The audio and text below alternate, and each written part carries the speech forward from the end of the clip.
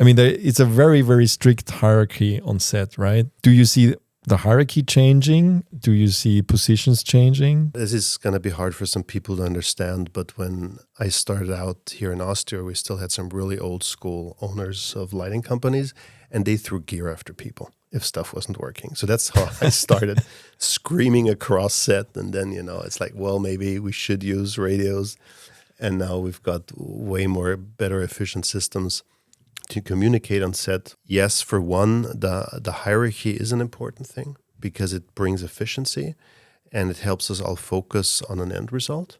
My crews were usually on the smaller productions, I don't know, in Austria, it was 5, 6, 7, 8 people.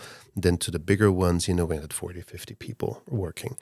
And I had a big pride in that. And I thought, well, I know how to run, a team. I know how to lead. And then when I started to employ people and you have people coming in every day, you figure out, I don't know anything about leadership.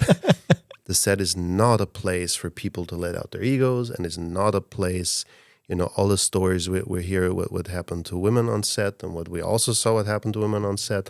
And we were I was paralyzed to say things at the time, which I regret deeply seeing it afterwards. But we're all in this cycle, and this is all changing now, right?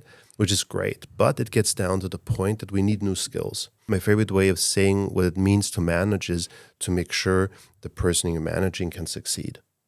And I think that's what has to come down to. Is the person working for me, how can I help them that they can succeed at their job? How can I use the best of that person? And not just treat them as, you're the guy for the day gig, and just, carry the cables. So I think that's where we have to focus on, because teams are going to get smaller. They have to be more efficient. And you're the most efficient when you're in the flow. Not when you're angry, not when you're scared, but when you're in the flow. That makes the most fun, and that's the best. And we have to be able to create sets where everybody can be in the flow.